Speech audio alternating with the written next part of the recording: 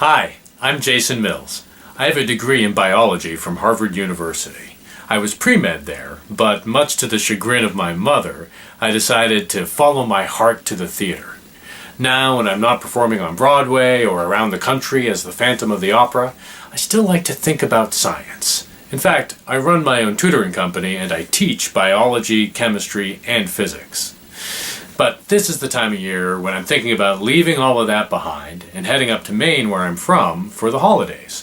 For most people, this means presents. For me, it means Christmas carols. I have a big family. I'm the middle of 5 brothers, and we like to gather around the piano and sing and harmonize, and I just always end up feeling better than I feel at any other time of the year. I was wondering why. It turns out that singing stimulates more parts of the brain than any other thing we do. Music is creative and analytical, so it stimulates the right hemisphere of the brain and the left. Let's imagine we're going to sing a Christmas carol, maybe Frosty the Snowman. It's going to start with the frontal lobe of the brain, and that will decide when you're going to come in. Then the motor cortex will activate and bring your lips together to make the F. Then the cerebellum is going to stimulate the subconscious motor activity, such as stretching your vocal cords to make the right pitch. Memory will be activated in order to recall the lyrics and the tune. The auditory cortex will keep you on the right rhythm and pitch. The visual cortex might see Frosty thumpity thumping across the snow.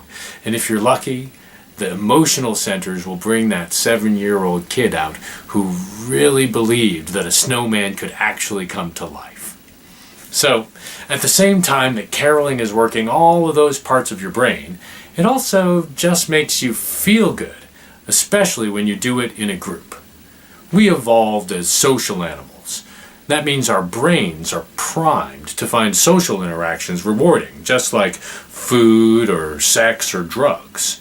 In fact, when you sing in a group, it releases endorphins, tiny little chemicals that bind to 2 different types of neurons.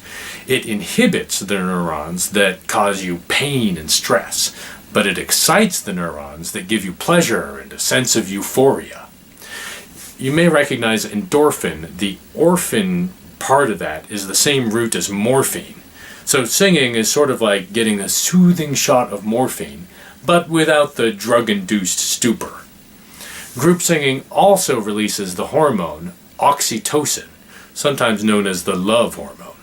So I swear that the 12th time I sing, "All I want for Christmas is you," that hopefully makes my family love me, not hate me.